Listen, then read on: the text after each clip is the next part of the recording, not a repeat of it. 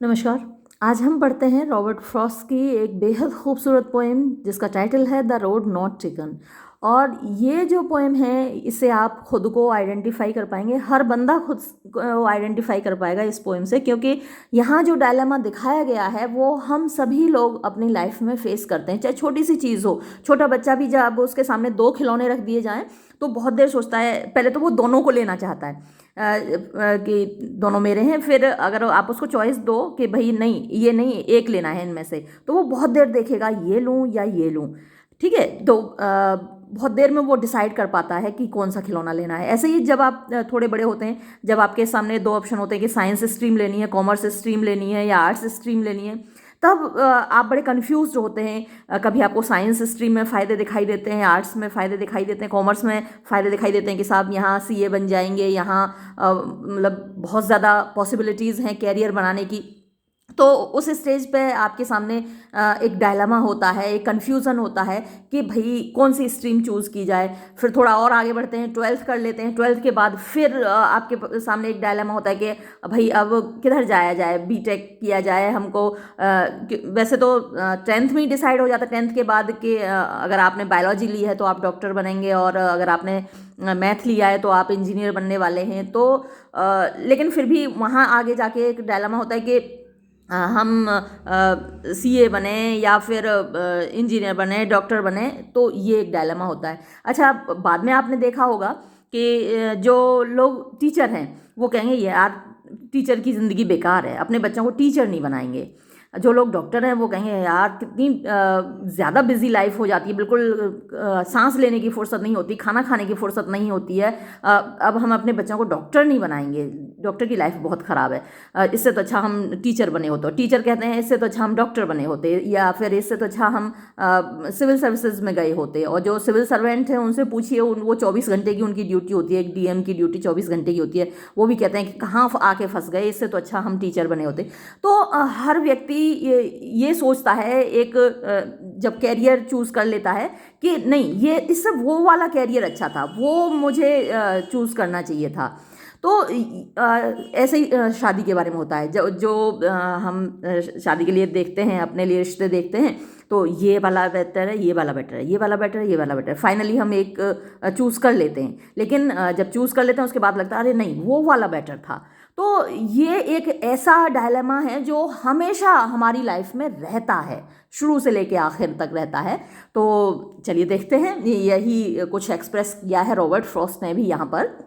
और यहाँ उसने अपने आप को एक ट्रैवलर के रूप में प्रेजेंट किया है हमारे सामने कि वो एक ट्रैवलर है, यात्री है, और उसके सामने दो रास्ते हैं, और उन दो रास्तों में से एक उसने चुनना था। और जो ट्रोडन पाथ था, है ना, जिस पर बहुत लोग गए थे, वो उसने नहीं चुना, उसने दूसरा रास्ता चुना। तो चलिए देखते हैं। Two roads divorced in a yellow would. Two roads, दो रास्ते, डाइवर्स माने मुड़ गए, एक इधर गया एक उधर गया। इन अ येलो वुड, एक पीले जंगल में। तो ये जो येलो वुड है ये एक तरीके से सिंबल है लाइफ का, है ना। और ये जो दो रास्ते हैं ये हमारा डायलेमा है जो हम शुरू से फेस करते हैं इस जीवन के जंगल में, इस संसार के जंगल में। ये जो वर्ल्ड है इसको आप येलो वुड कह सकते हैं, ये लाइफ है इसको आप येलो वुड कह सकते हैं। तो ये सिंबॉलिक है येलो वुड यहाँ पर, और ये रोड भी यहाँ पर सिंबॉलिक है हमारे उस डायलेमा का, जो हमेशा हमारे सामने प्रेजेंट रहता है। तो two roads divorced in a yellow would, एक पीले जंगल में दो रास्ते मुड़ गए। एंड सॉरी, और दुख की बात ये थी, I could not travel both, मैं उन दोनों पर नहीं चल सकता था। अब यही आपके सामने होता है कि आप आर्ट्स स्ट्रीम और साइंस स्ट्रीम दोनों लेना चाहते हैं, लेकिन नहीं ले सकते आप दोनों, है ना। आप डॉक्टर भी बनना चाहते हैं, इंजीनियर भी बनना चाहते हैं, लेकिन दुख की बात यह है आप दोनों नहीं बन सकते एक साथ, आपको एक ही बनना है। तो यही ट्रैवलर के सामने अपने आप को एज अ ट्रैवलर यहाँ पेश किया है रॉबर्ट फ्रॉस्ट ने। तो मेरे सामने समस्या ये थी, मुझे दुख इस बात का था कि मैं उन दोनों रास्तों पर नहीं चल सकता था। एंड बी वन ट्रैवलर, और मैं एक ट्रैवलर था, एक ही यात्री था। तो लॉन्ग आई स्टूड, लंबे समय तक मैं वहाँ खड़ा रहा। एंड लुक डाउन, और मैंने देखा, one as far as I could, एक रास्ते पर मैंने नज़र डाली जितनी दूर तक मैं डाल सकता था। ऐसे ही आप जब कोई कैरियर चुनते हैं तो आप उसके प्रोस एंड कॉन्स लिखते हैं, लिखते नहीं तो कम से कम सोचते तो होंगे कि यहाँ ये फ़ायदा होगा। जैसे अगर आप मल्टीनेशनल कंपनी में इंजीनियर बनेंगे तो आपको विदेश जाने का मौका मिलेगा, अमेरिका जाने का मौका मिलेगा, है ना। अब आप प्राइमरी टीचर बनेंगे तो आप कहाँ विदेश जा पाएंगे, कहाँ अमेरिका जा पाएंगे, है ना। तो ये आप प्रोस एंड कॉन्स देखते हैं कि लंबी दूरी में, लॉन्ग लाइफ में हमको पूरा इसके क्या फ़ायदे नुकसान होने वाले हैं। तो ऐसे ही यहाँ रॉबर्ट फ्रॉस्ट कह रहा है कि मैंने look down one as far as I could, जितनी दूर तक मैं देख सकता था मैंने देखा। यानी ये तो सिंबॉलिक चल रहा है ना रास्ता, और ये जो जितनी दूर तक देखा, ये एक्चुअली जीवन के वो फैसले हैं, वो डिसीजंस हैं जो हम लेते हैं। तो हम बहुत दूर तक की सोचते हैं कि इसका ये फ़ायदा होगा, ये नुकसान होगा, और फिर हम डिसीजन लेते हैं। तो वैसे ही यहाँ किया इसने, to where it bent in the undergrowth, और वहाँ तक देखा टू वेयर, जहाँ तक इट बेंट, ये झुक गया, ये मुड़ गया, इन द अंडरग्रोथ, ये जो खरपतवार था, जो झाड़ झंकार थे, घास फूस था, ना, झाड़ियाँ थीं, बुशेस थीं, तो वहाँ रास्ता एक आगे जाके खो जाता है। तो जितनी दूर तक मेरी नज़र जा सकती थी, जितनी दूर तक ये दिखाई देता था, और जहाँ जाकर ये खो गया उन बुशेस में, उन वीड्स में, उन ग्रास जो भी वहाँ पर थी वनस्पति, तो जो फ्लोरा था वहाँ पर, वेजिटेशन था, उसमें जाकर वो रास्ता जहाँ जाके खो गया वहाँ तक मैंने नज़र दौड़ाई। तो यहाँ पर हर चीज़, एक एक चीज़ सिंबॉलिक है। अब ये जो अंडरग्रोथ है, ये झाड़ झंकार, ये झाड़ियाँ, ये भी सिंबॉलिक हैं, क्योंकि हम जब भविष्य के बारे में सोचते हैं, फ्यूचर के बारे में सोचते हैं, तो हमको बहुत सारी अनिश्चित चीज़ें दिखाई देती हैं, जो कि क्लियर नहीं होती, क्लैरिटी नहीं होती कि ये क्या होगा, ये क्या होगा, है ना। मान लीजिए एक मल्टीनेशनल कंपनी बहुत अच्छी, लेकिन वहाँ आपको बॉस ख़राब मिल गया, है ना, एक्सप्लॉयटेशन आपका हो रहा है। तो ये बहुत सारी चीज़ें होती हैं जो कि क्लियर नहीं होती कि क्या होगा, ऐसा होगा, वैसा होगा। तो वो अंडरग्रोथ है, वो झाड़ झंकार हैं, वो बुशेस हैं, झाड़ियाँ हैं, जहाँ वो रास्ता जाके खो जाता है। तो वहाँ तक आपने सोचा। Then took the other just as fair and having perhaps the better claim, because it was grassy and wanted wear, though as for that the passing there had warned them really about the same. Then took the other, मतलब फिर मैंने दूसरे रास्ते को देखा, just as fair, वो बिल्कुल ठीक उतना ही खूबसूरत था, इतना ही अच्छा था देखने में, and having perhaps the better claim, और शायद उसका जो क्लेम था, उसका जो दावा था, वो बेटर था, बेहतर था, ज़्यादा, मतलब वो ज़्यादा अच्छा था देखने में रास्ता। बिकॉज क्यों था वो अच्छा? क्योंकि इट वॉज ग्रेसी, मतलब उसमें बहुत सारी घास थी, एंड वॉन्टेड वियर, वॉन्ट माने वैसे चाहना होता है, लेकिन यहाँ पर वॉन्टेड का मतलब वो नहीं है। वॉन्टेड मतलब वहाँ पर कमी थी, वियर माने घिसाव की, जैसे किसी रास्ते पर चलते हैं ना, तो वहाँ की घास कुचल जाती है, घिस जाती है, तो उसकी कमी थी, वियर माने घिस जाना। तो वो जो रास्ता था कम घिसा हुआ था, इसका मतलब वहाँ पर उस रास्ते पर कम लोग चले थे, इसीलिए वहाँ की घास भी ज़्यादा हरी भरी थी, और वहाँ पर वो ज़्यादा कुचला हुआ नहीं दिख रहा था रास्ता। दो यद्यपि एज फॉर दैट, यदि देखा जाए तो द पासिंग देयर, वहाँ से गुजरने वालों की वजह से, हैड वॉर्न देम, यानी वहाँ से गुजरने वाले लोगों ने हैड वॉर्न देम, उसको घिस दिया था, उसको थका दिया था, रियली वास्तव में, अबाउट द सेम, अबाउट माने लगभग, द सेम उतना ही, यानी वैसे अगर एक तरीके से देखा जाए तो वो दोनों रास्ते लगभग बराबर रूप से चले हुए दिखते थे। And both that morning equally ले, एंड बोथ, और वो दोनों ही रास्ते, दैट मॉर्निंग, उस सुबह, इक्वली ले, यानी बराबर रूप से पड़े हुए थे, दिख रहे थे। यानी अभी जैसे मैंने आपको बताया, जब हम दो कैरियर चुनते हैं, जैसे कि मेरे सामने एक प्रोफेसर बनने का रास्ता था, दूसरा सिविल सर्विसेज में जाने का रास्ता था ग्रेजुएशन के बाद में, तो दोनों ही रास्ते इक्वल दिखते थे, है ना। सिविल सर्विसेज में कितनी अथॉरिटी होती है, कितनी पावर होती है, कितना शान और शौकत होती है, गाड़ियाँ होती हैं, आपके पास एक पीए होता है है ना, एक अर्दली होता है, और सलाम साहब अलग ही बात होती है वहाँ। लेकिन प्रोफेसर की जो लाइफ होती है बड़ी पीसफुल होती है ना। वहाँ भी बहुत सारे बच्चे होते हैं, आपको रोज़ सुबह आकर पैर छूते हैं, और बहुत मान सम्मान होता है, रेस्पेक्ट होती है। तो इसकी अपनी खासियत थी। तो ये मैंने भी फेस किया है अपनी लाइफ में ग्रेजुएशन के बाद कि अब मुझे एमए इंग्लिश में करनी चाहिए, प्रोफेसर बनना चाहिए आगे, या फिर सिविल सर्विसेज की तैयारी करनी चाहिए। वैसा ही आप सभी लोग करते हैं face.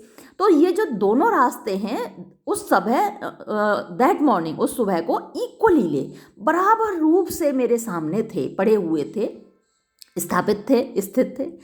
In leaves no step had trodden black.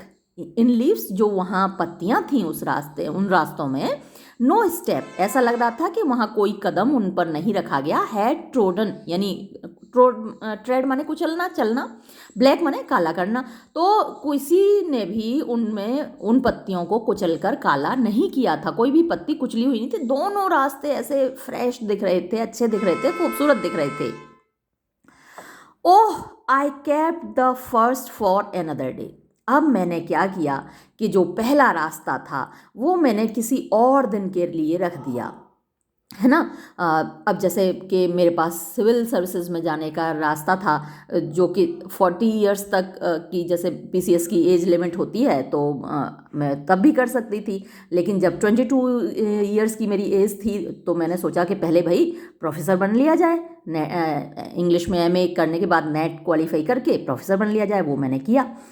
और लेकिन जो दूसरा रास्ता था सिविल सर्विसेज का, वो क्या किया मैंने, अनदर डे, एक और दिन के लिए छोड़ दिया। तो पोइट क्या कह रहा है, oh I kept the first for another day. तो जो दूसरा रास्ता था, मैंने ये सोचा कि भाई फिर कभी देखा जाएगा इस रास्ते पर। यही तो आप करते हैं ना, कि देखा जाएगा, फिर देखा जाएगा, इस रास्ते को फिर देखेंगे कभी। या फिर जब आप कपड़े खरीदने जाते हैं, है ना, तो आपको 2 पैंट पसंद आई, उनमें से बहुत देर सोचते हैं ये खरीदूं वो खरीदूं, फिर आप एक खरीद लेते हैं और सोचते हैं ये दूसरी वाली ये फिर कभी देखी जाएगी, फिर देखेंगे इस कलर की जो पैंट है वो फिर कभी खरीदेंगे। तो यही यहाँ इसने किया, जैसा कि हम करते हैं अक्सर अपनी लाइफ में, कि दूसरा रास्ता एक और दिन के लिए, फिर कभी इसको में देखा जाएगा, फ्यूचर में ऐसा करेंगे, फ्यूचर में देखा जाएगा, और उसने छोड़ दिया। Yet knowing, हालांकि मालूम था, how way leads on to way, कि कैसे एक रास्ते से दूसरा रास्ता निकलता चला जाता है। यानी आपने एक रास्ता जो चुन लिया, उसमें से दूसरा रास्ता निकल जाएगा, और ये जो रोड आपने छोड़ दिया था, वो उस पर आप कभी नहीं जा पाएंगे, है ना। I doubted if I should ever come back. मुझे शक था कि मैं शायद ही कभी वापस आ पाऊँ, है ना। अक्सर ऐसा होता है कि हम उस रास्ते पर फिर कभी नहीं जा पाते, है ना। मैंने खुद अपने लाइफ में महसूस किया, मैं फिर कभी सिविल सर्विसेज में नहीं जा पाई, मैं प्रोफेसर बन के ही रह गई। तो यही पोइट ने देखा कि मुझे शक था कि मैं उस रास्ते पर फिर कभी वापस नहीं जा पाऊँगा। तो ये हमेशा हम लोगों के साथ होता है ऐसा लाइफ में, उस रास्ते पर फिर कभी नहीं जा पाते। I shall be telling this with a sigh. Somewhere ages and ages hence, 2 roads diverged in a wood, and I took the one less travelled by, and that has made all the difference. I shall be telling this, मैं इस बात को बताऊंगा, with a sigh, आहें भरकर, है ना। ये हमारी लाइफ में होता है, आप अपने बड़े बूढ़ों से बात कीजिए तो वो सब आहें भर रहे होते हैं। हम सब की लाइफ में कुछ ना कुछ रिग्रेट्स होते हैं, कुछ अफसोस होते हैं, अरे काश वो कर लिया होता, अरे हमने ये नहीं किया। तो मैं बताऊंगा फ्यूचर में आहें भरकर, विद अ साय, आहें भरकर ये बताऊंगा कि क्या हुआ। Somewhere ages and ages hence, somewhere किसी मोड़ पर, एजेस एंड एजेस हैंस जब बहुत सारी उम्र मेरी बीत जाएगी, युगों के बाद, आज के बाद युगों के बाद, मैं ये कभी बताऊंगा और क्या बताऊंगा, 2 roads diverged, कि 2 रास्ते मुड़ गए थे, इन अ वुड, एक जंगल में, एंड आई, जैसे मैं आज आपको बता रही हूँ, है ना, कि मेरे सामने भी 2 रास्ते थे ग्रेजुएशन के बाद। तो 2 roads diverged in a wood, कि 2 रास्ते मुड़ गए थे एक जंगल में, एंड आई, और मैंने, आई टुक द वन, मैंने वो रास्ता चुना, लेस ट्रेवल्ड बाय, जिस पर कम लोग चले थे, and that has made all the difference, और उसी ने ये सारा फ़र्क पैदा किया है ना। कि देखिए आप अपनी लाइफ से अपने आसपास के एग्जाम्पल इसमें लिख सकते हैं। जब आप इसके बारे में लिखेंगे, क्रिटिकल अप्रिसिएशन लिखेंगे या फिर इसका आइडिया लिखेंगे, सेंट्रल आइडिया लिखेंगे या इसकी थीम के बारे में लिखेंगे, तो आप अपने एक्सपीरियंस से अपने आसपास देखकर लिखिएगा। और मैं अपने एक्सपीरियंसेस आपको यहाँ शेयर कर रही हूँ कि जो रास्ता चुना और उसकी वजह से ये सारा फ़र्क आया, यानी हमारी आज जो लाइफ है उस वजह से है जो हमने उस वक्त सिलेक्शन किया, जो हमने उस वक्त रास्ता चुना, है ना मैं टीचर बनती, ना मैं प्रोफेसर बनती, ना मैं ये यूट्यूब चैनल बनाती, और ना मेरी और आपकी मुलाकात होती, जो कि इस यूट्यूब चैनल के माध्यम से हो रही है हमारी बातें। तो ये जो सारा डिफरेंस है मेरे उस डिसीज़न की वजह से है ना, जो मैंने ग्रेजुएशन के बाद किया कि मुझे इंग्लिश में एमए करनी है और प्रोफेसर बनना है, तो उसकी वजह से ये सारा डिफरेंस है। और यही हमारी सबकी लाइफ में होता है कि हमने उस वक्त जो चूज़ किया, जो डिसीज़न लिया, वही सारा डिफरेंस क्रिएट करता है। आज जो हम हैं अपने उसी डिसीज़न की वजह से है। अब इस पोइम की ज़रा क्रिटिकल अप्रिसिएशन देख लेते हैं। अक्सर एग्जाम में पूछ लिया जाता है, When Robert Frost collection of poems, जब रॉबर्ट फ्रॉस्ट का ये संकलन कविताओं का माउंटेन इंटरवल, तो ये जो कविता है द रोड नॉट टेकन किस कलेक्शन से ली गई है? माउंटेन इंटरवल से। केम आउट, जब ये प्रकाशित हुआ, it had the poem the road not taken, तो उसमें ये कविता थी the road not taken, placed prominently in italics, इसको रखा गया था उस प्रकाशन में, उस किताब में प्रोमिनेंटली, मुख्य रूप से इन इटैलिक्स, यानी टेढ़े छपे जो शब्द होते हैं, जैसे ये द रोड नॉट टेकन, ये इटैलिक्स में लिखा हुआ है, तो इटैलिक्स में लिखा हुआ था before the table of contents as a prologue, यानी जो टेबल ऑफ कंटेंट्स होती है जिसमें कि नाम होता है किसी चैप्टर का और फिर आगे पेज नंबर होता है, तो टेबल ऑफ कंटेंट्स में के पहले एक प्रोलॉग के रूप में उसको लिखा गया था। Originally the poem had been composed only as a single joke, as a gentle joke, तो मुख्य रूप से ये जो कविता थी मौलिक रूप से एक जोक के रूप में थी, to mock at the wistful indecisiveness of Edward Thomas, जिसमें कि रॉबर्ट फ्रॉस्ट ने एक मजाक बनाया था एडवर्ड टॉमस का कि वो कभी निर्णय नहीं ले पाता, अ फ्रेंड ऑफ फ्रॉस्ट, जो कि फ्रॉस्ट का एक दोस्त था। This man was killed in world war first, ये जो व्यक्ति है एडवर्ड टॉमस, इसकी मृत्यु वर्ल्ड वॉर फर्स्ट में हुई थी, quite early in his life, अपने जीवन की शुरुआत में ही, मतलब बहुत जल्दी ही उसकी मौत हो गई।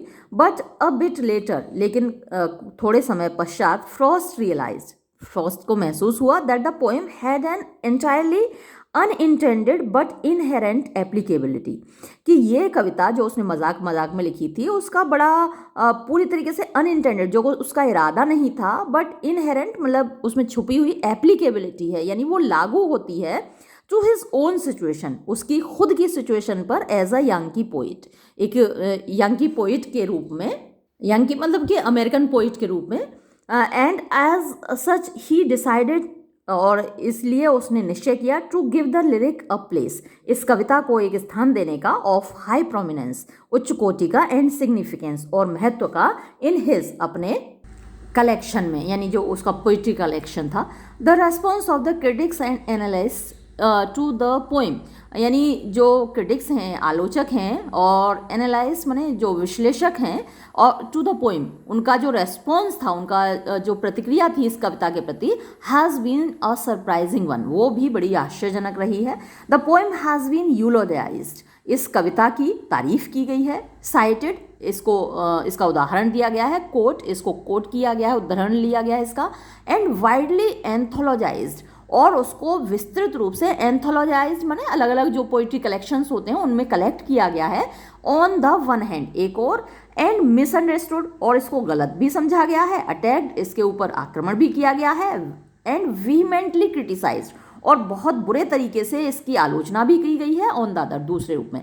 आपको मालूम है कि हर व्यक्ति की, हर चीज़ के चाहने वाले भी बहुत होते हैं और उसकी आलोचना करने वाले भी बहुत होते हैं ना, आपके भी होंगे। कुछ लोग आपकी बहुत तारीफ करते होंगे, आपको बहुत पसंद करते होंगे, दूसरी ओर कुछ लोग ऐसे होंगे जो आपसे बहुत नफरत करते होंगे, आपको बिल्कुल पसंद नहीं करते होंगे, चाहे कितना भी बड़ा व्यक्ति हो। यानी कि आप देखिए महात्मा गांधी तक को लीजिए, उनके आलोचकों की कोई कमी नहीं, उनकी तारीफ करने वालों की कोई कमी नहीं। कितने भी जितने भी महान लोग हैं, भगवान श्री राम की तारीफ करने वालों की कोई कमी नहीं, उनके चाहने वालों की कोई कमी नहीं, उनकी आलोचना करने वालों की कोई कमी नहीं, है ना। चाहे कोई देवी हो, देवता हो, इंसान हो, कोई भी चीज़ हो, कोई कैरियर हो, है ना। अगर डॉक्टर, जैसे मैंने अभी आपको एग्जांपल दिया कि डॉक्टर का जो कैरियर है, जो पेशा है, बहुत ही मतलब लोगों को जीवन देने वाला बहुत महान पेशा है, लेकिन इसकी आलोचना करने वाले भी कम नहीं। खुद डॉक्टर्स परेशान होते हैं अपने पेशे से, वही इसकी आलोचना करते हैं। तो वैसे ही ये जो कविता है, इसको भी बहुत तारीफ मिली है और बहुत आलोचना भी मिली है। अब इसका पहला हेडिंग है इवोल्यूशन ऑफ थॉट, यानी इसमें क्या विचार व्यक्त किया गया है। इवोल्यूशन माने वैसे विकास होता है, विचारों का विकास। तो आप इसमें अगर ये लैंग्वेज ना लिखना चाहें कोई बात नहीं, आप अपने हिसाब से लिख सकते हैं। तो इवोल्यूशन ऑफ थॉट वाले जो हेडिंग होता है, उसमें हमेशा सेंट्रल आइडिया लिखा जाता है, यानी इस पोएम में क्या विचार व्यक्त किए गए हैं वो लिखे जाते हैं। चाहे क्रिटिकल एप्रिसिएशन आप किसी कहानी की लिख रहे हों, किसी एस्से की लिख रहे हों, किसी की भी लिख रहे हों, पोएम की लिख रहे हों, तो इवोल्यूशन ऑफ थॉट में एक तरीके से आपको समरी लिखनी होती है। The poem The Road Not Taken is a composition that evokes the mood of melancholy or of loneliness or lostness। तो ये एक ऐसी कविता है जो कि हमारे अंदर evokes माने पैदा करती है, द मूड माने भावना, भावावस्था, ऑफ melancholy थोड़ी उदासी की, ऑफ loneliness अकेलेपन की, और lostness माने खोए हुए, खोयापन हम महसूस करते हैं। It talks about a man, ये एक ऐसे व्यक्ति के बारे में बात करती है, ट्रैवलिंग एलोन, जो अकेले यात्रा कर रहा है, on the road of life, जिंदगी के रास्ते पर।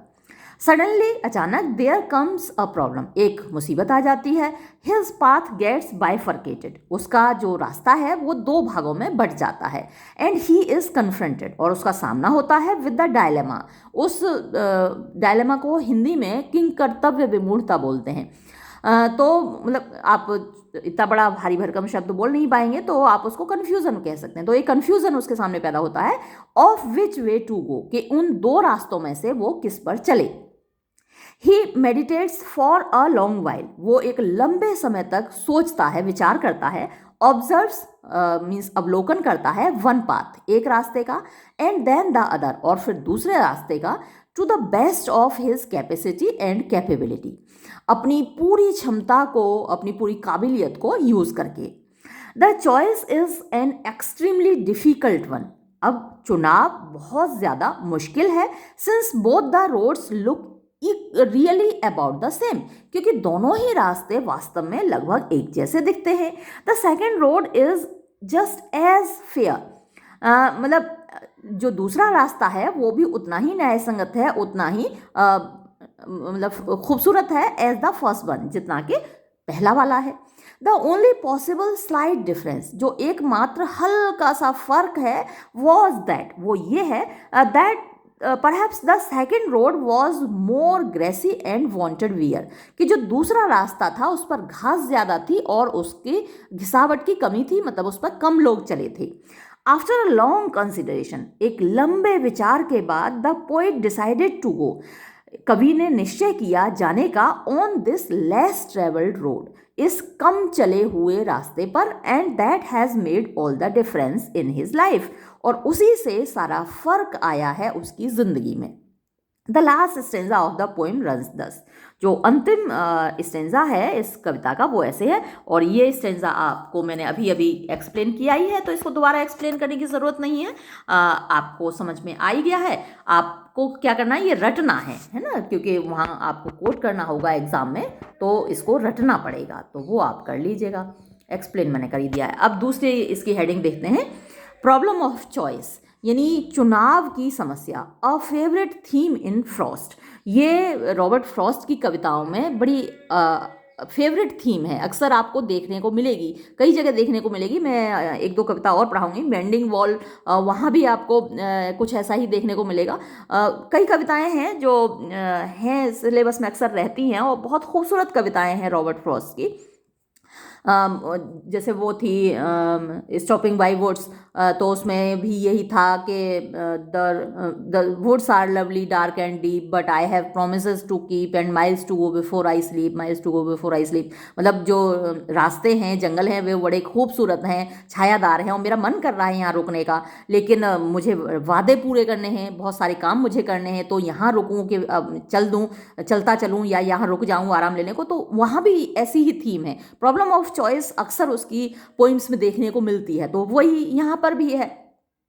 Frost says George W Nitchie, तो ये क्रिटिक हैं, उनका कहना है कि Frost has written a number of poems, कि फ्रॉस्ट ने कई सारी कविताएं लिखी हैं दैट हैव, जिनमें कि है एक्ट्स ऑफ चॉइस, यानी चुनाव का कार्य एज देयर डायनेमिक सेंटर, जो कि उनका मुख्य सेंटर है, मुख्य केंद्र बिंदु है।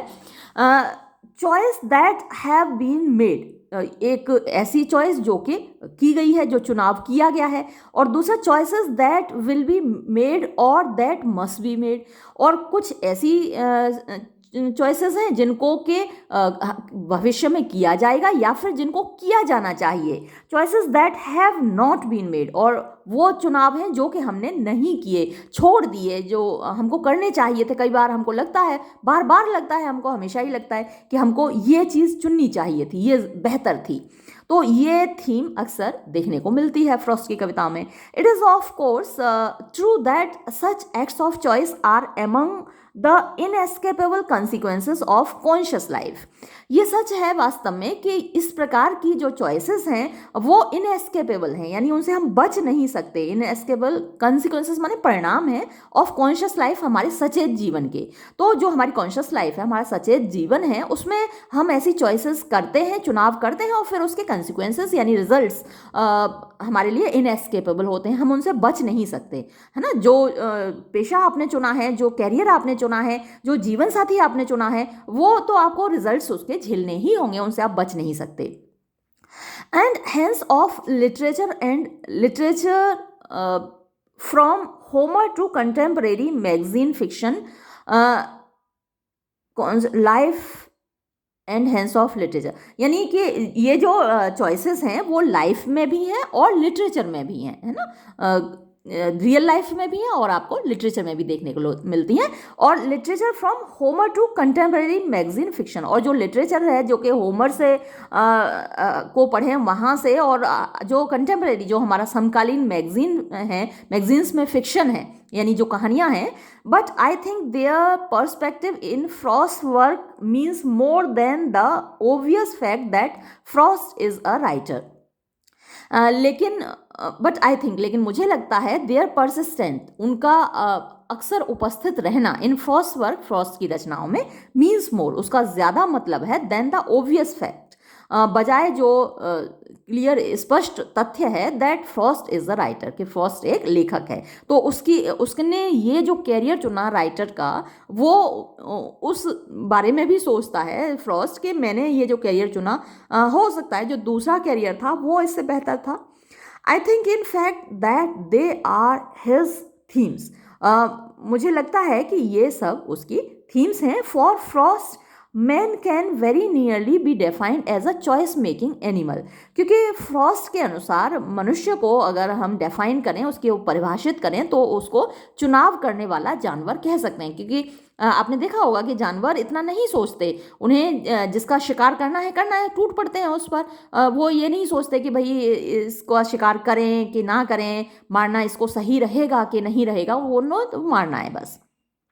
He fulfills himself in the act of choosing deliberately. ही मतलब जो मनुष्य है वो fulfills himself, अपने आप को पूर्ण करता है, अपने आप को सेटिस्फाई करता है in the act of choosing, यानी चुनाव करके, deliberately माने सोच समझकर, जानबूझकर, and at his best, और अपना सर्वश्रेष्ठ चुनाव करता है। आप भी जब चुनते हैं तो जो आपको रास्ता बेस्ट लगता है वही तो आप चुनते हैं, with a sense of consequences, और आप उसके परिणाम भी सोचते हैं। तो जब आप सिलेक्शन कर रहे होते हैं तो उस रास्ते के कॉन्सिक्वेंसेस, जो रिजल्ट्स होते हैं, वो आपको अच्छे लगते हैं, बेस्ट लगते हैं, आप होपफुल होते हैं, उम्मीद से भरे होते हैं कि यहाँ जो रिजल्ट्स निकलेंगे अच्छे निकलेंगे, इसीलिए आप वो रास्ता चुनते हैं। The problem with the traveler of the present poem is that ये जो कविता है इसमें जो यात्री है उसकी समस्या ये है कि he comes to a decision, कि वो निर्णय ले लेता है, but that choice is not founded on sound critical judgment. लेकिन उसकी वो जो चॉइस है, जो उसका चुनाव है, जो उसका डिसीजन है, उसका आधार एक क्रिटिकल जजमेंट नहीं है, यानी समालोचना और विवेक नहीं है। It is just a whimsical and arbitrary decision. एकदम विम्सिकल मतलब सनक से लिया गया, और आर्बिट्रेरी डिसीजन है, यानी कि जो पूर्णतः एकदम उससे नहीं लिया गया, पूरी चॉइस से नहीं लिया गया, कि थोड़ा वेवरिंग तरीके से लिया गया, इधर उधर ढुलमुल तरीके से लिया गया है, वैसा डिसीजन है on the part of the narrator, यानी जो वर्णन करता है, जो इस कहानी को सुना रहा है, उसके बिहाफ पर। The second path he says, जो दूसरा रास्ता है उसका कहना है, परहैप्स द बेटर क्लेम, शायद उसका क्लेम ज़्यादा बेहतर है, और ये मैंने आपको एक्सप्लेन कर दिया है। तो ये पैसेज में वो बताता है कि दूसरा रास्ता क्या क्लेम करता है, क्या दावा है उसका। दिस विम्सिकलिटी, ये जो सनक है on the part of Frost, Frost के पार्ट पर, हैज़ मेड योर विंटर्स, तो ये एक और क्रिटिक हैं, वो नाराज़ हैं, एंग्री हैं, and has prompted him to criticize the poet severely, और इस वजह से वो बहुत सीवियर तरीके से, बहुत गंभीर तरीके से रॉबर्ट फ्रॉस्ट को क्रिटिसाइज करते हैं। In the road not taken and the sound of trees says winters, तो इन दोनों कविताओं में विंटर्स का कहना है, Frost is making whimsical impulse for the moral choice. Frost एक सनक से भरी हुई भावना का प्रयोग कर रहा है, उसको मतलब विम्सिकल इम्पल्स को मिस्टेक कर रहा है। मिस्टेक का मतलब मिसअंडरस्टैंड करना, गलत समझ लेना, फॉर द मॉरल चॉइस, यानी उसको नैतिक चुनाव समझ रहा है गलती से। यानी जो विम्सिकल इम्पल्स है, जो कि एक सनक से भरी हुई भावना है, अचानक से कोई बात दिमाग में आ गई, उसको वो मॉरल चॉइस गलती से समझ रहा है। मिस्टेक का मतलब यहाँ गलती से समझना। And the blunder obscures his understanding, और ये जो गलती है, ऑब्सक्योर माने धुंधला कर देती है, हिज अंडरस्टैंडिंग, उसकी समझ को, and even leaves his mood uncertain, और यहाँ तक कि उसकी दिमाग को अनसर्टेन कर देती है, अनिश्चित कर देती है, with regard to the value of the whole business, यानी जो पूरा बिजनेस मतलब कि पूरा जो जिंदगी है उसके संबंध में, उसकी वैल्यू, उसकी कीमत के संबंध में वो अनसर्टेनिटी से भर जाता है। ही इज़ वेगली एफ्रेड, वो बड़े अनिश्चित रूप से डर रहा है, that he may be neither wrong nor right, कि वो ना तो सही हो सकता है और ना वो गलत हो सकता है। The road not taken is the poem of a man, the road not taken एक ऐसे आदमी की कविता है, whom वन माइट कॉल अ स्पिरिचुअल ड्रिफ्टर, जिसको कि हम कह सकते हैं एक स्पिरिचुअल माने आध्यात्मिक, ड्रिफ्टर माने इधर उधर हिलने वाला, वेवरिंग माइंड, जिसको आप कह सकते हैं कि डगमगाने वाला, अस्थिर दिमाग का। And a spiritual drifter is unlikely to have either the intelligence or the energy, और जो एक स्पिरिचुअल ड्रिफ्टर है, यानी जो एक आध्यात्मिक रूप से डगमगाने वाला व्यक्ति है, इज़ अनलाइकली, तो ऐसा नहीं लगता कि उसके अंदर होगा एदर द इंटेलिजेंस, या तो मतलब बुद्धिमानी, और द एनर्जी या फिर ऊर्जा, to become a major poet, एक बड़ा कवि बनने की। Had Frost been a more intelligent man, अगर फ्रॉस्ट एक ज़्यादा होशियार आदमी होता, he might have written a greater poem, तो वो एक बेहतर और ज़्यादा महान कविता लिखता। But his poem is good as far as it goes, लेकिन उसकी कविता जहाँ तक है अच्छी है। The trouble is that it does not go far enough, लेकिन समस्या ये है कि वो ज़्यादा दूर तक नहीं जाती। इट इज़ इनकम्प्लीट, ये अपूर्ण है। And it puts on the reader the burden of critical intelligence, और ये पढ़ने वाले के ऊपर वजन रख देती है एक क्रिटिकल इंटेलिजेंस यानी आलोचनात्मक बुद्धि विवेक का, which ought to be borne by the poet, जो कि खुद पोइट को इस बोझ को लादना चाहिए था, उस वजन को ये पोइट पढ़ने वाले रीडर पर लाद देता है, यानी खुद ना लाद के वजन हमारे ऊपर डाल देता है। हम फंस जाते हैं इस वजन के ऊपर कि भाई क्या किया जाए क्या ना किया जाए, इस तरीके से हम भी कंफ्यूज हो जाते हैं इसकी पोइम को पढ़कर। तो ये थी आलोचना, है ना। आप देखिए, तारीफ भी सुनते आ रहे हैं और आलोचना भी सुनते आ रहे हैं, यही तो क्रिटिकल एप्रिसिएशन होती है, जहाँ की आपको गुण भी बताने हैं, दोष भी बताने हैं। तो कई लोगों ने उसकी तारीफ की है और ये साहब ने इसकी आलोचना की है, तो ये भी आपने देखी। नेक्स्ट हेडिंग है, देखिए, आयरनिकल इम्प्लीकेशंस, यानी इसमें कुछ व्यंग्यात्मक आशय है, उलझने हैं। Kemp however has refuse to take the poem, Kemp ये एक और क्रिटिक हैं, उन्होंने इनकार किया है to take the poem as an expression of the problems, कि ये कोई समस्याओं की अभिव्यक्ति है, involve in making a choice, जो कि एक चुनाव करने में शामिल होती हैं। इन हिज व्यू, उसके अनुसार, द पोएम इज आयरनिकल, ये कविता थोड़ी व्यंग्यात्मक है, इन इट्स इम्प्लीकेशंस, यानी अपने निहित अर्थ में, अपने आशय में, and it talks about a haunting sense of limited capacities of human life. और ये कविता बात करती है हॉन्टिंग सेंस, हॉन्टिंग मतलब जो बार बार हमारे दिमाग में आता है, एक भावना, ऑफ लिमिटेड कैपेसिटीज, के सीमित क्षमताएं हैं, ऑफ ह्यूमन लाइफ, मानव जीवन की। This is to quote Kemp, ये कैम्प की कोटेशन है, उन्होंने ये कहा है कि this is not so much as exhortatory poem, कि ये जो पोएम है हमको कुछ ज़बरदस्ती नहीं सिखाती, अबाउट चॉइस, चुनाव के बारे में, moral take the less travelled road, यानी ये हमें कोई मॉरल लेसन नहीं सिखाती कि हमें हमेशा लेस ट्रेवल्ड रोड चुनना चाहिए, जो रास्ता कम चला गया हो उसी को चुनना चाहिए, as it is a wistful meditation on the consequences of choice for a creature whose vision runs beyond the realm of possibility. क्योंकि ये एक विस्टफुल मेडिटेशन माने विचार होता है, और विस्टफुल का मतलब जो हमारी इच्छा है ना, जो हमसे छूट गया, तो उसके बारे में ये एक विचार है, ऑन द कंसिक्वेंसेस, यानी परिणामों के बारे में, ऑफ द चॉइस, जो चुनाव किया गया था, फॉर अ क्रीचर, एक प्राणी के लिए, हुज विजन, जिसका स्वप्न, रन्स बियॉन्ड, यानी दूर तक जाता है, द रैल्म ऑफ पॉसिबिलिटी, जो संभावनाओं का क्षेत्र है, यानी संभावनाओं से आगे तक जिसकी सोच जाती है। The speaker has a really imaginative mind, तो जो वक्ता है उसका जो दिमाग वास्तव में बड़ा कल्पनाशील है, कल्पना से भरा हुआ है, which yearns to take the untravelled paths, जो कि यर्न्स माने चाहता है, टू टेक माने अपनाना, द अनट्रेवल्ड पाथ, अनचला रास्ता मतलब जिस पर कोई ना चला हो ऐसा रास्ता, बट फाइंड्स इट डिफिकल्ट, लेकिन उसको ये मुश्किल लगता है, टू डिसाइड, निश्चय करना, निर्णय करना, विच path is actually less travelled, कि कौन सा रास्ता वास्तव में कम चला हुआ है। He wants to understand life in its totality, वो जीवन को उसकी पूर्णता में समझना चाहता है। Wants to go on the frequented as well as unfrequented roads, वो दोनों ही रास्तों पर चलना चाहता है ना। आपने जब पोएम पढ़ी थी अभी, तो ये देखा ना कि वो कह रहा है कि अफसोस ये है कि मैं दोनों पर नहीं चल सकता, जबकि वो चाहता है दोनों पर चलना, यानी फ्रीक्वेंटेड जिस पर अक्सर लोग जाते हैं और अनफ्रीक्वेंटेड जिस पर अक्सर लोग नहीं जाते, तो ऐसे दोनों रास्तों पर वो चलना चाहता है। बट नोज, लेकिन जानता है, it lies beyond his capabilities, कि ये उसकी क्षमताओं से परे है, दोनों रास्तों पर नहीं चल सकता।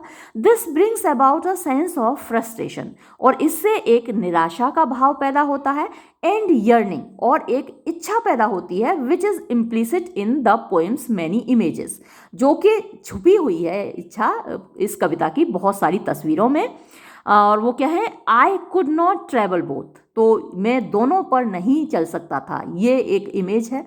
लॉन्ग आई स्टूड, लंबे समय तक मैं वहाँ खड़ा रहा, सोचता रहा, तो ये भी एक फ्रस्ट्रेशन दिखाता है, उसकी इच्छा दिखाता है कि दोनों पर चलना चाहता था और इसलिए वो लंबे समय तक वहाँ सोचता रहा। As far as I could, और वहाँ तक मैंने देखा जहाँ तक मैं देख सकता था, तो ये भी उसकी यर्निंग, उसकी इच्छा को प्रकट करता है। आई doubted if I should ever come back, और मुझे शक था कि मैं शायद ही कभी वापस आ पाऊँ, तो ये उसकी इच्छा है कि वो वापस आना चाहता था, कि वापस आके दूसरे रास्ते पर भी चलकर देखे, ये वो चाहता था, लेकिन ये इच्छा उसकी इच्छा बनकर ही रह गई। नेक्स्ट है पर्सनल एलिमेंट। आप जानते ही हैं कि कोई भी ऑथर अपने आप से अपनी रचनाओं को अलग नहीं कर सकता, क्योंकि वो जो रचनाएं हैं उसके दिमाग की, उसके दिल की ही पैदाइश होती हैं। तो हर ऑथर की रचनाओं में कहीं ना कहीं एक पर्सनल एलिमेंट ज़रूर होता है, एक टच ज़रूर होता है। तो यहाँ पर Untermeyer has connected the poem with Frost own life. ये अंटरमेयर एक ऑथर हैं। पहले तो एक बार पढ़ के मुझे लगा कि ये कोई स्पेलिंग मिस्टेक है, बड़ा अजीब सा नाम है, लेकिन फिर बाद में इनके बारे में जब मैंने पढ़ा था तो इनका पता चला। इनकी लाइफ में खैर जो भी है, ऑथर तो अच्छे हैं, इन्होंने बहुत कुछ लिखा है, लेकिन इन्होंने 5 शादियाँ की थी, है ना। एक मतलब एक से शादी की, नहीं चली, 3 साल चली, 4 साल चली, फिर दूसरी कर ली, फिर तीसरी कर ली, और एक जो इसको तलाक दिया था उससे दोबारा शादी कर ली, वो दोबारा भी नहीं चली, फिर उससे भी तलाक हो गया। तो टोटल इनकी 5 शादियाँ हुई थी अंटरमेयर की। रॉबर्ट फ्रॉस्ट की नहीं, फ्रॉस्ट की तो एक ही हुई थी, इनकी 5 हुई थी अंटरमेयर। तो Untermeyer has connected the poem with Frost own life.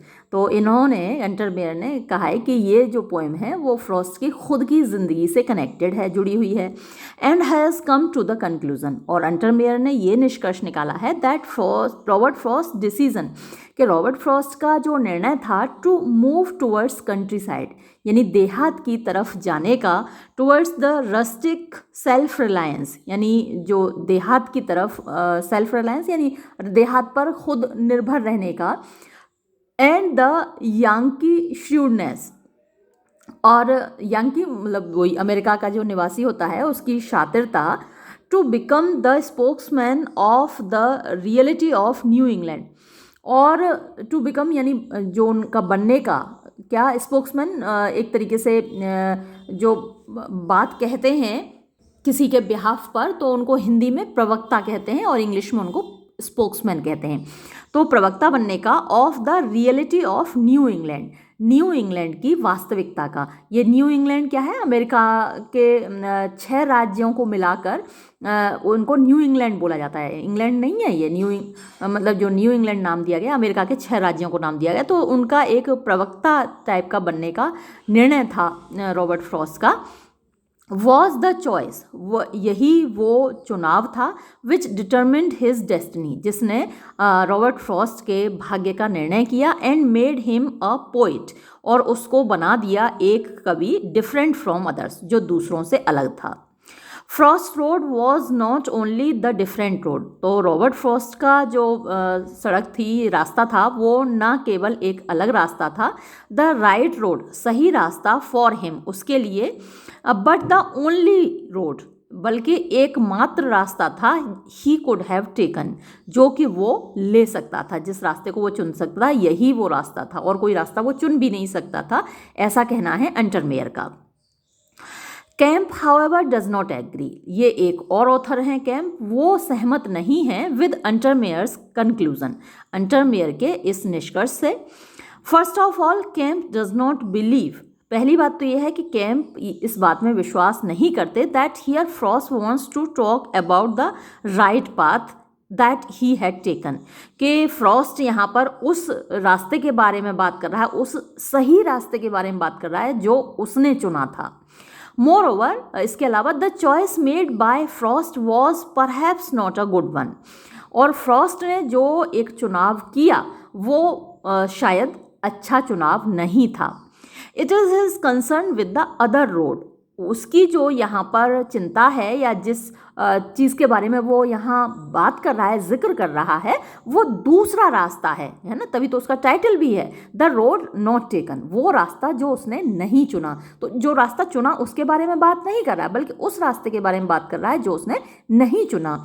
The road of the imagination, वो रास्ता जो उसकी कल्पना का रास्ता था, दैट एश्योर्स हिज एमिनेंस, और वो रास्ता जो कि सुनिश्चित करता हिज एमिनेंस, उसकी प्रमुखता, as a New England writer, एक न्यू इंग्लैंड के रहने वाले लेखक के रूप में, असर्ट्स कैंप ये बात कहता है। ही हैज़ ऑल्सो क्रिटिसाइज्ड, उसने आलोचना की है अंटरमेयर सजेशन, अंटरमेयर की इस सुझाव की भी, that the road of the regional poetry, कि क्षेत्रीय कविता का जो रास्ता था वॉज द ओनली वन, वही एकमात्र रास्ता था that Frost could have taken, जो कि फ्रॉस्ट चुन सकता था। This poet says Kemp, Kemp का कहना है कि ये जो कवि है यानी Robert Frost was in some ways, वो कुछ तरीकों से था अ विक्टिम, एक शिकार, as well as a beneficiary, और साथ ही हम ये कह सकते हैं कि उसको फ़ायदा भी मिला ऑफ हिज यांग की आइडेंटिटी, उसकी अमेरिका की आइडेंटिटी का, एक अमेरिकन के रूप में जो उसकी पहचान थी।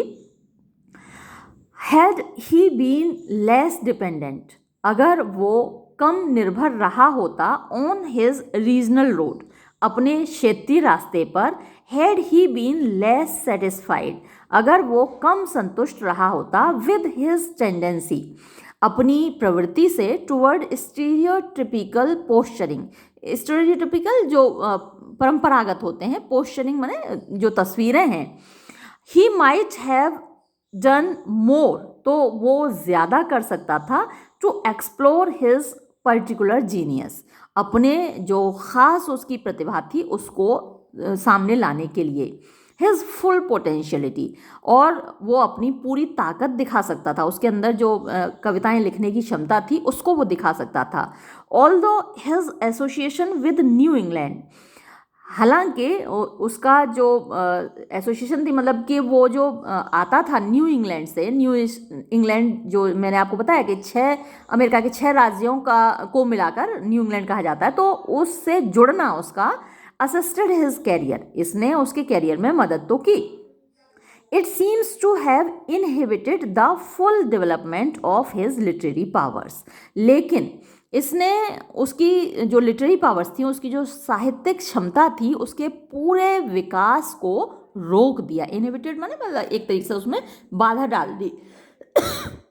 The consciousness was there perhaps, ये जो रियलाइजेशन है एक तरीके का, ये एहसास, was there perhaps in the heart of Frost himself, ये एहसास फ्रॉस्ट के दिल में भी था।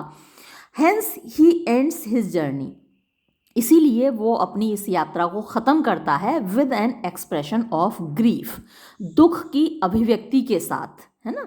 तो ये जो पैसेज है ये मैं पहले ही एक्सप्लेन कर चुकी हूँ, तो ये जो ख़त्म होता है एक तरीके से दुख की अनुभूति है कि जो मैंने रास्ता चुना उसी से सारा कुछ फ़र्क आया, यानी मेरी जो ज़िंदगी होती वो कुछ अलग ही होती है। ऐसा हम सभी सोचते हैं कि अगर हमने ये कैरियर ना चुना होता, कोई और कैरियर चुना होता, कोई दूसरी लाइफ चुनी होती, है ना, तो दूसरे तरीके से हम जिए होते तो हमारी लाइफ कुछ और होती। तो ये जो एहसास है, ये जो अफसोस है, हर किसी की ज़िंदगी में होता है जब ज़िंदगी एक ख़त्म होने के कगार पे होती है, ख़ासकर जब कोई जा रहा होता है इस दुनिया को छोड़कर, तब ये एहसास, ये अफसोस उसके दिमाग में ज़रूर होता है कि काश मैंने अपनी लाइफ इस तरीके से जी होती। फिर है क्राफ्ट्समैनशिप, यानी ये जो कविता है वो लिखी किस तरीके से गई है, शिल्प इसको बोलते हैं। क्राफ्ट्समैनशिप की हिंदी क्या है, शिल्प। द प्रेजेंट पोएम, ये जो वर्तमान कविता है, अबाउट एन ऑब्जर्वेंट वॉकर, एक अवलोकन करने वाले जो यात्री है उसके बारे में है। इन बैक कंट्री रोड्स, यानी जो देहात के जो रास्ते हैं उन पर चलने वाला एक यात्री है। Is one comprising varying tonal notes, इसमें वेरिंग माने विविध प्रकार के, टोनल यानी लहजा है, और नोट्स मतलब कि वो जो सुर हैं, अलग अलग लहजे के सुर यहाँ पर दिखाई देते हैं इस कविता में। हियर टू रोड्स डाइवर्जिंग, यहाँ पर 2 रास्ते हैं जो मुड़ जाते हैं। इन अ येलो वुड, एक पीले जंगल में। एंड द स्पीकर ट्रैवलर, और ये जो वक्ता यात्री है, मेडिटेटिंग लॉन्ग, लंबे समय तक विचार करता है, as to which road he should take, कि उसको कौन सा रास्ता चुनना चाहिए। एंड फाइनली, और अंत में, taking the less travelled grassy road, वो कम चला हुआ घास वाला रास्ता तय करता है। ऑफर्स अ मेटाफोरिकल सेटिंग, ये जो तस्वीर है हमारे साथ प्रस्तुत होती है एक मेटाफोरिकल सेटिंग के रूप में, मतलब एक रूपक के तौर पर। And suggest the context of the poem, और ये हमें इस कविता का संदर्भ बताती है। The last stanza is coloured in the tone of sadness, और जो अंतिम स्टेंजा है वो एक तरीके से दुख के रंग में रंगा हुआ है, मिंगल्ड विद रिपेंटेंस, जिसमें कि अफसोस भी शामिल है।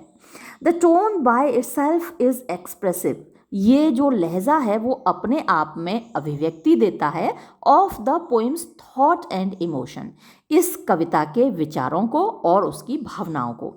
The poem is imbued with a dramatic touch, ये जो कविता है एक नाटकीय रंग से रंगी हुई है, भरी हुई है।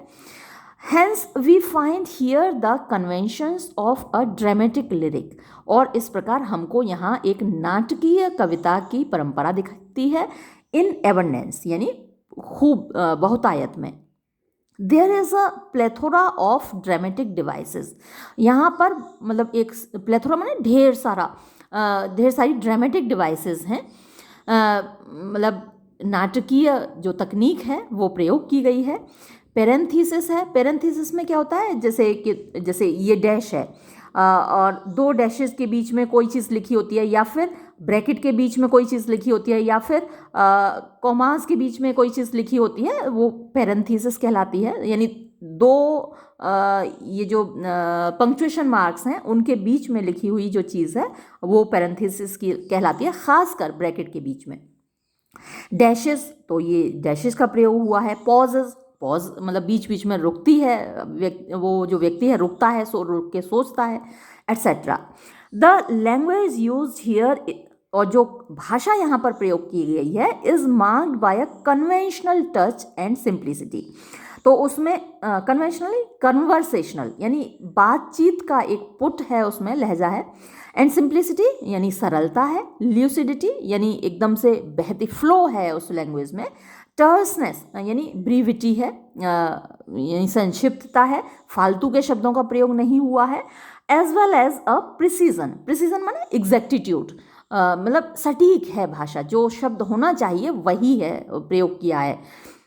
हियर यहाँ पर instead of using the usual 4 line stanza, बजाय 4 लाइन स्टेंजा प्रयोग करने के, the poet has employed 5 line stanza, तो यहाँ कवि ने 5 लाइन वाले स्टेंजाज का प्रयोग किया है, with each line comprising 8 syllables, जिसमें कि हर लाइन में 8 सिलेबल्स हैं। सिलेबल्स के बारे में मैं अलग वीडियो में जानकारी दे चुकी हूँ, 2-3 वीडियो हैं, बल्कि ज़्यादा ही हैं, जिसमें मीटर और सिलेबल ये सब कुछ मैंने डिस्कस किया है, आप चाहे तो देख सकते हैं। तो यहाँ पर हर लाइन में 8 सिलेबल हैं विद द राइम स्कीम, और उनकी राइम स्कीम क्या है, ए बी ए बी, ये राइम स्कीम है, आप देख लीजिएगा हर स्टेंजा की, नहीं तो मैं अभी वापस दिखा दूंगी आपको। द स्लाइट वेरिएशंस, जो हल्के फुल्के वेरिएशन हैं इंट्रोड्यूस जो कि दिखाए गए हैं हियर यहाँ पर, सक्सीड वो सफल होते हैं इन इम्पार्टिंग इनफॉर्मेलिटी यानी एक अनौपचारिकता प्रदान करने में, एंड कैजुअलनेस, और जो रोज़मर्रा की कैजुअल वियर होता है, जैसे हम रोज़मर्रा में घर में पहनते हैं तो वो कैजुअल ड्रेसेस होती हैं, तो एक कैजुअलनेस है ऑफ टोन यानी लहजे की, विच गो अ लॉन्ग वे, जो कि एक लंबा रास्ता तय करती हैं यानी दूर तक जाती हैं, in making the road not taken poetry of talk. ये द रोड नॉट टेकन, ये ऐसा लगता है जैसे बातचीत की, रोज़मर्रा की कोई अपनी बात सुना रहा हो, हमसे बतिया रहा हो।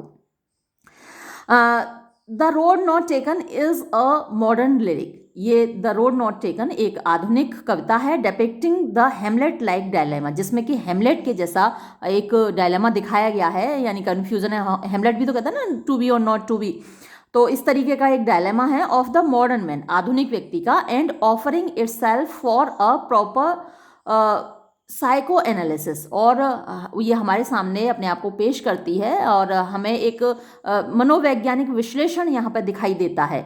शेक्सपियर का जो हीरो है, however succeeds in mustering up his courage, वो सफल होता है अपना साहस बटोरने में, एंड अटेनिंग हिज गोल, और अपना गोल जो उसका टारगेट है उसको प्राप्त करने में, बट फ्रॉस्ट ट्रैवलर, लेकिन फ्रॉस्ट का जो यात्री है, कम्स टू रियलाइज वो ये महसूस करता है that man is essentially finite in his capacities, कि मनुष्य की जो कैपेसिटीज़ हैं वो फाइनाइट हैं, यानी सीमित हैं, इनफाइनाइट नहीं है, असीमित नहीं है। हिज विजन में make him Aspire for the star, उसकी जो कल्पना है उसमें वो सितारों के लिए एस्पायर कर सकता है, मतलब उनकी इच्छा कर सकता है, सितारों को पाने की इच्छा कर सकता है।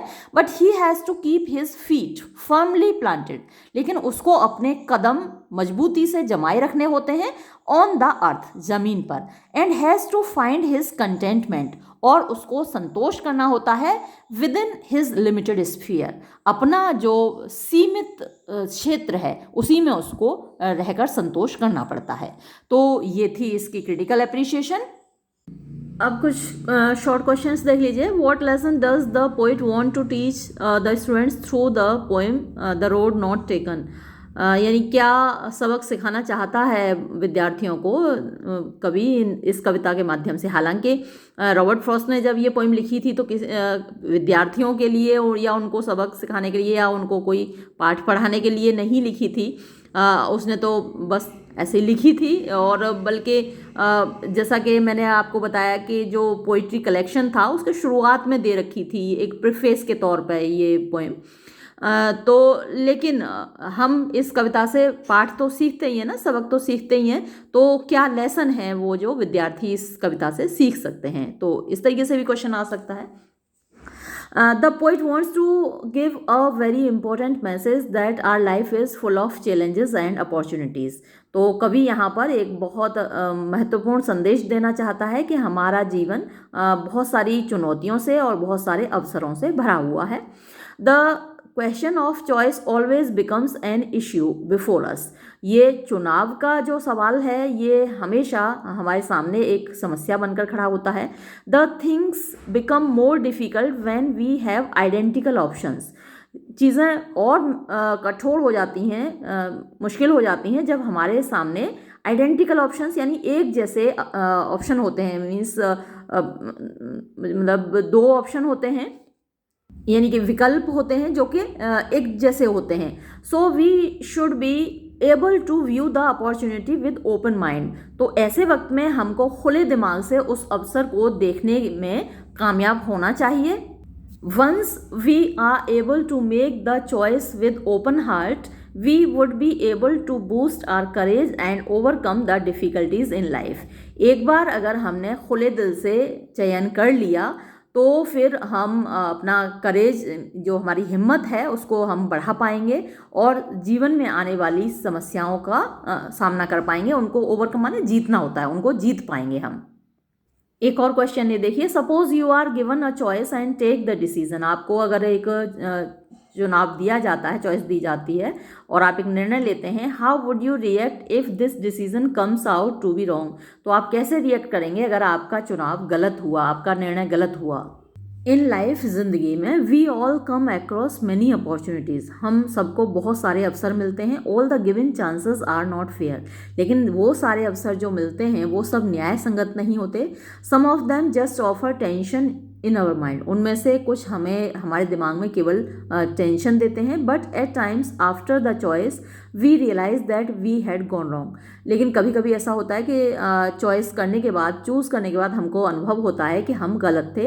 Eight times wrong decisions make us very disheartened and we want to go back, ऐसे समय में हमें जो हमारे गलत निर्णय हैं उनसे हम अपना दिल खो बैठते हैं, मतलब हमारा दिल बैठ जाता है और हम घबरा जाते हैं और हम वापस जाना चाहते हैं। So we should keep our self prepared for the worst situation, इसलिए हमको सबसे बुरी सिचुएशन के लिए अपने आप को तैयार रखना चाहिए।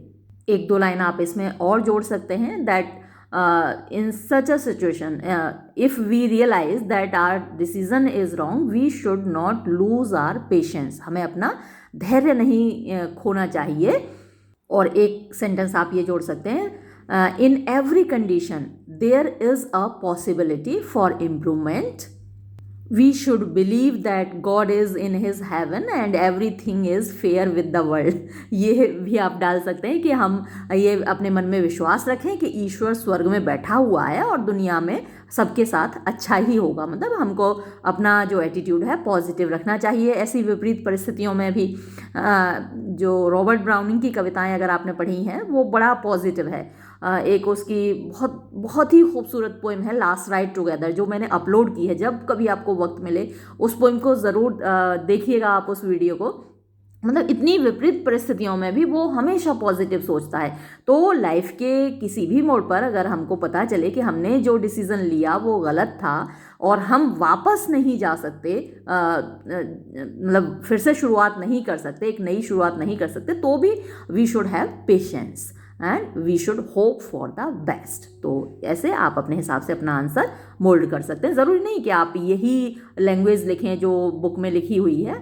आपको क्या है, आइडिया दिमाग में रखना है, जो आंसर देना है क्वेश्चन का वो आइडिया अपने दिमाग में रखिए और अपनी लैंग्वेज में लिखिए। बिल्कुल किसी भी बुक की लैंग्वेज को ना आपको रटने की ज़रूरत नहीं है, कॉपी करने की बिल्कुल ज़रूरत नहीं है। हाँ, लेकिन जो कोटेशंस हैं रॉबर्ट फ्रॉस्ट की पोइम से जो लेने वो एग्जैक्ट होने चाहिए, तो वो तो आपको रटने ही पड़ेंगे। लेकिन इन आंसर्स को रटने की कोई ज़रूरत नहीं है, आप अपनी लैंग्वेज में लिखिएगा।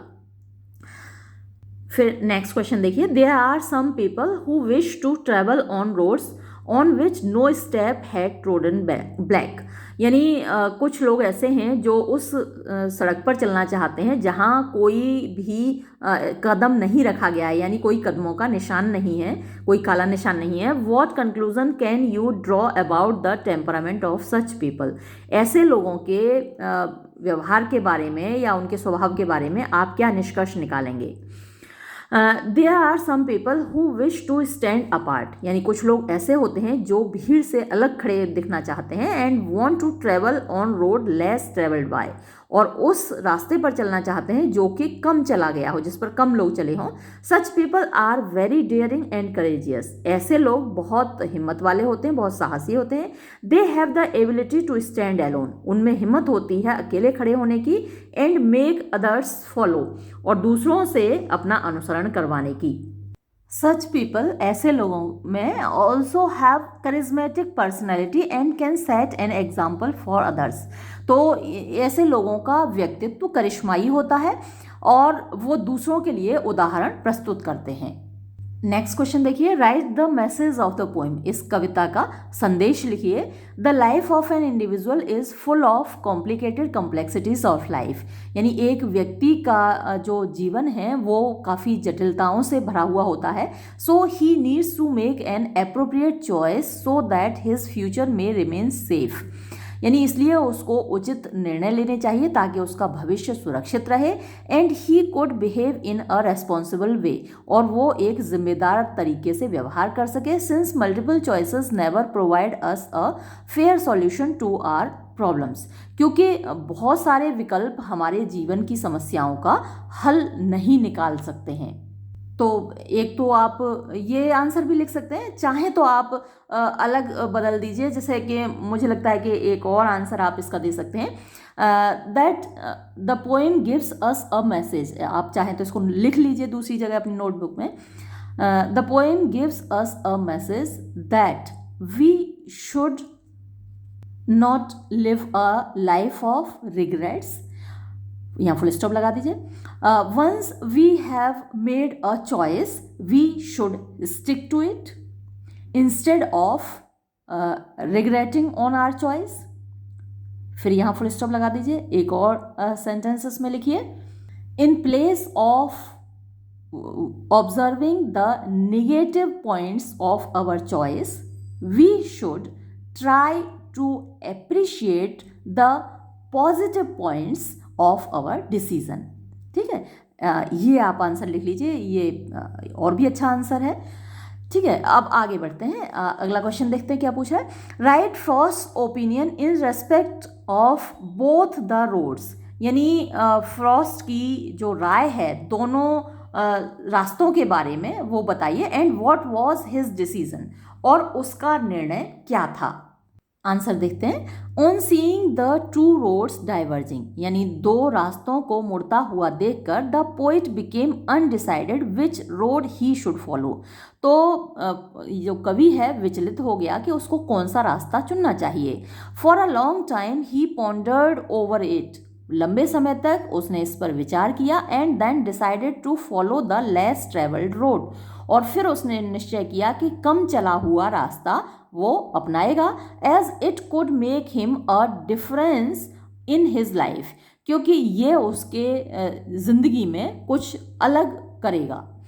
He did not want the much trodden road as he wanted to face the challenges with courage, grit and boldness.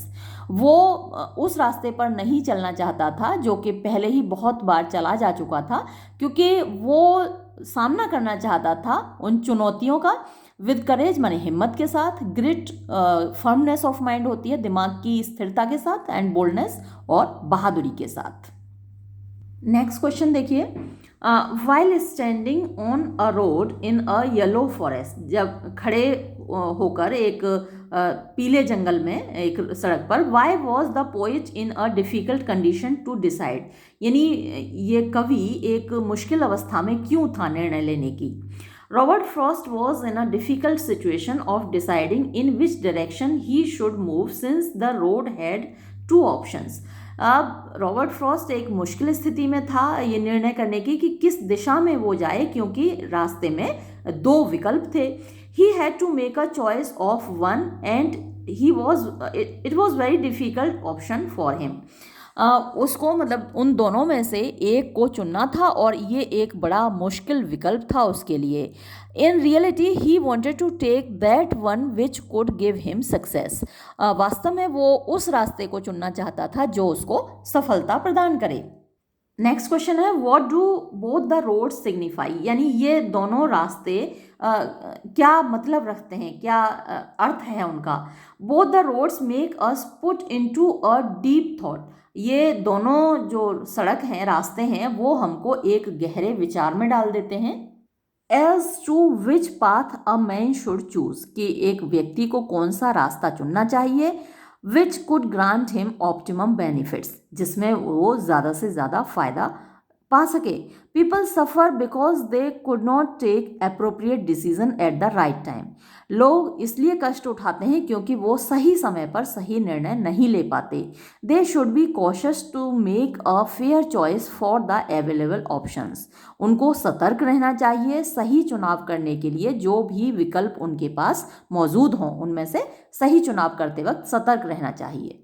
आप इसमें अपने भाषा में और भी जोड़ सकते हैं that both these roads signify the dilemma of life which most of us face in our lives. We are often faced with this type of circumstances where we have to choose between two options।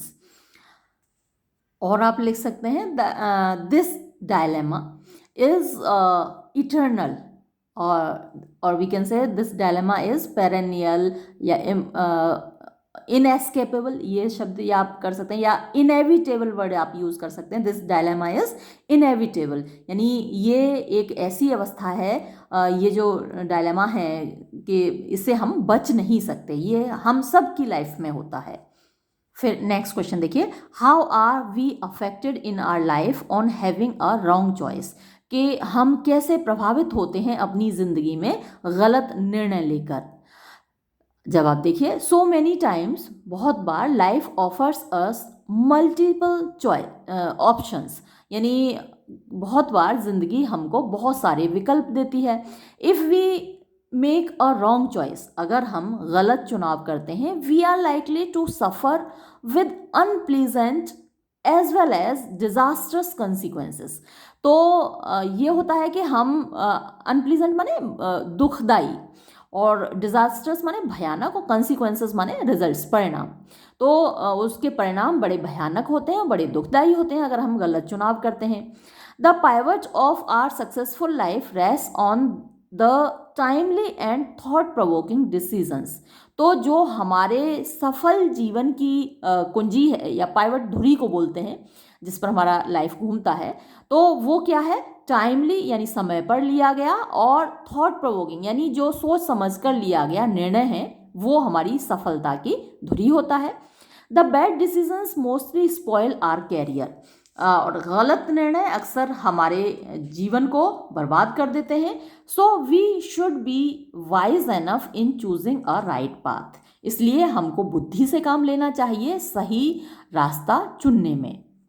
और एक चीज़ इसमें और जोड़ दीजिएगा कि if by chance we have made the wrong choice, we should not lose our patience but we should face it boldly, यानी अगर हमसे हमारी लाइफ में गलत निर्णय हो भी गया है तो हमको अपना धैर्य नहीं खोना चाहिए। जैसे कि कुछ लोग आपने देखे होंगे, किसी ने सुसाइड कर लिया, कोई मतलब इतने डिज़ास्ट्रस उनके डिसीजंस बाद में होते हैं, मतलब एक गलत निर्णय पहले ही ले लिया, फिर उसके जब कंसिक्वेंसेस देखे कि परिणाम बड़े ख़तरनाक हैं तो सुसाइड कर ली। तो ऐसा हमको नहीं करना चाहिए, हमको पेशेंस रखना चाहिए और बोल्डली अपने निर्णय के जो परिणाम हैं, जो रिजल्ट्स हैं, जो कंसिक्वेंसेस हैं, उनको फेस करना चाहिए लाइफ में। तो ये आप और जोड़ दीजिएगा इस क्वेश्चन का आंसर देते वक्त।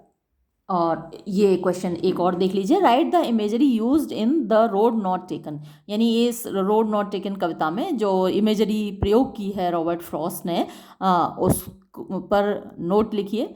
तो पूरी कविता ही मैंने आपको बताया था कि ये सिंबॉलिक है कि एक यात्री जा रहा है और वहाँ जाकर दो रास्ते हैं जो बाइफरकेट होते हैं। तो ये जो यात्री है वो हर ह्यूमन बीइंग है, ह्यूमैनिटी है ना, पूरी इंसानियत ही उस ट्रैवलर की तरह है। हम सभी ज़िंदगी के रास्ते पर चल पड़ते हैं, और ज़िंदगी में कितनी बार ऐसे मोड़ आते हैं जहाँ दो रास्ते हमारे सामने होते हैं और हमको चूज़ करना होता है, और फिर उनमें से हम एक रास्ता चूज़ कर लेते हैं। फिर हमको लगता है कि जो रास्ता हमने नहीं चुना, द रोड नॉट टेकन, वो शायद बेहतर था, वो शायद अलग होता, है ना, तो हमारी लाइफ कुछ अलग होती। तो ये पूरी कविता ही अपने आप में सिंबॉलिकल है। तो ये तो आप लिख ही दीजिएगा, जो मैंने जैसे अभी आपको बताया कि पूरी कविता सिंबॉलिक है, and the traveller signifies the whole humanity, all of us face this problem in our lives. जो यहाँ पर रास्ता है, that is the path of life, जो कई बार बाइफरकेट होता है, कई बार उसमें ऐसे टर्न आते हैं, ट्विस्ट आते हैं हमारी लाइफ में। तो ये सब आप अपनी लैंग्वेज में लिख दीजिएगा। और देखते हैं यहाँ क्या है आंसर में। There are certain words which represent a fine imagery in the poem, तो कुछ शब्द हैं जो यहाँ पर एक अच्छी तस्वीर पेश करते हैं, शब्द चित्र हमारे सामने पेश करते हैं। फॉर एग्जाम्पल येलो वुड, हाँ, तो ये जो पीला जंगल है, पीला जंगल points out an old forest, तो ये एक पुराने जंगल की तरफ पॉइंट आउट करता है, बताता है। और ये जो हमारी लाइफ है, ये जो संसार है, वो भी एक येलो वुड है, यानी पुराना जंगल है, कब से इसका एग्जिस्टेंस है हम नहीं जानते। तो ये भी लाइफ जो है, या ये जो संसार है, ये यूनिवर्स है, ये खुद अपने आप में एक येलो वुड है, पुराना जंगल है। Where the trees have given up their leaves and these have turned yellow, यानी जो पुराने पेड़ होते हैं, या फिर खासकर ऑटम सीजन में, पतझड़ का जो मौसम है, उसमें पत्तियां गिरा देते हैं पेड़ और वो पीली पड़ जाती हैं with the passage of time, वक्त गुजरने के साथ। Further the word undergrowth is a symbol of many other small bushes and plants, तो ये जो बाद में अंडरग्रोथ शब्द प्रयोग हुआ है, ये भी अपने आप में सिंबल है। और मैंने आपको कविता पढ़ाते वक्त भी बताया था कि ये भी सिंबॉलिकल है, of many other small bushes and plants, यानी बहुत सारी अलग झाड़ियाँ होती हैं, पेड़ पौधे होते हैं। तो एक हमारी लाइफ नहीं होती, जब हम अपनी लाइफ में चल रहे होते हैं, हमारी ज़िंदगी का जो सफ़र होता है, उसमें बहुत सारी और चीज़ें होती हैं जो उसमें शामिल होती हैं उस रास्ते पे। तो ये जो अंडरग्रोथ है, ये उन्हीं का सिंबल है। Which have grown under the big tree and add to the beauty of these trees, तो ये उन पेड़ों के आसपास बहुत सारी खरपतवार और उगाते हैं और उसकी खूबसूरती को बढ़ाते हैं, जो हरियाली है। Similarly, the words fair, better claim, grassy, wanted wear, trodden black, and ages, etc. are full of imagery and have deep connotation. तो ये सारे शब्द भी एक अपने तस्वीरें लिए हुए हैं, अपने आप में समेटे हुए हैं, और इनका सबका एक गहरा अर्थ है। जैसे कि फेयर है, तो फेयर माने खूबसूरत भी होता है, फेयर माने न्याय संगत भी होता है। तो ये जो दोनों रास्ते थे, दोनों फेयर थे, दोनों न्याय संगत थे, दोनों अच्छे थे, दोनों अट्रैक्टिव थे, है ना। तो आप देखते हैं ना, कई बार ऐसी सिचुएशंस होती हैं, मैंने आपको जैसे बताया कि आप 10th के बाद आर्ट्स लेंगे, साइंस लेंगे, कॉमर्स लेंगे, ये और दोनों ही तीनों ही आपको सारे फेयर दिखते हैं, सारे अट्रैक्टिव दिखते हैं कि अगर आप मैथ्स लेंगे इंजीनियर बनेंगे, और आप बायो लेंगे तो आप डॉक्टर बनेंगे, या फिर आप कॉमर्स लेंगे तो आप सीए बनेंगे, और बहुत सारे ऑप्शंस आपके लिए खुलते हैं, तो सारे रास्ते फेयर दिखते हैं। तो ये देखिए, ये बहुत बड़ी कन्नोटेशन अपने आप में लिए हुए है। बेटर क्लेम यानी बेहतर क्लेम बनता था उस रास्ते का। तो जब आप एक ऑप्शन चूज कर लेते हैं, तब आप जब दूसरे के बारे में सोचते हैं तो आपको लगता है वो बेहतर था, है ना, उसमें बहुत सारे ऑप्शंस थे, ये हमने गलत रास्ता चुन लिया। वहां देखिए क्या क्या था, कितना पैसा था, कितनी अथॉरिटी थी, कितना कुछ था, है ना। तो वो बेटर क्लेम दिखाई देता है। ग्रेसी, जहाँ घास ज़्यादा उगी हुई है, हरा भरा है, तो ये अपने आप में दिखाता है कि जो रास्ता ग्रासी था, जहाँ ज़्यादा घास थी, वो कम चला हुआ रास्ता था, वहाँ कम लोग चले हैं, तो ये भीड़ से हटकर था, ऑफ ट्रैक था थोड़ा सा। वांटेड वियर, जहाँ थोड़ी घिसावट कम थी, यानी कम रास्ते उस पर लोग कम चले हैं। ट्रोडन ब्लैक, यानी जब चलते हैं तो वहाँ की घास काली हो जाती है, पीली पड़ जाती है, मतलब पीली और काली हो जाती है, घिस जाती है, हरी नहीं रहती वो घास, तो वो ट्रोडन ब्लैक था। एंड एजेस, और युगों, तो ये सिंबलाइज करता है कि हमारी जो लाइफ होती है, जब हम लास्ट में जाके देखते हैं तो जैसे कई युग बीत गए हों, है ना। एक बार कभी हम सोचते हैं, आप लोग तो अभी छोटे हैं, बच्चे हैं, हमारी काफ़ी उम्र बीत गई है, और हमसे पहले की जो पीढ़ी है हमारे घर में, हमसे पहले की पीढ़ी है, बुजुर्ग लोग हैं, वो अपनी लाइफ की कहानी सुनाते हैं, तो ऐसा लगता है जैसे कि युग बीत गए हों, और वो एक पूरी रील होती है, पूरी एक फिल्म होती है उनके दिमाग में। तो ये अपने आप में सिंबॉलिकल है, एजेस एंड एजेस। तो ये जितने भी वर्ड्स हैं, ये अपने आप में बहुत कुछ सिग्निफाई करते हैं, बहुत अर्थ अपने आप में समेटे हुए हैं। ठीक है, अगर हम बात अभी भी चाहें तो जारी रख सकते हैं, और घंटों ये बात चल सकती है, क्योंकि इतनी ज़्यादा मीनिंगफुल ये कविता है, इतनी ज़्यादा इम्पोर्टेंट ये कविता है, जिसका कोई ठिकाना नहीं। लेकिन भाई वीडियो तो ख़त्म करनी पड़ेगी ना, पहले ही इतनी लंबी वीडियो हो गई, तो ये वीडियो मैं यहीं समाप्त करती हूँ। धन्यवाद।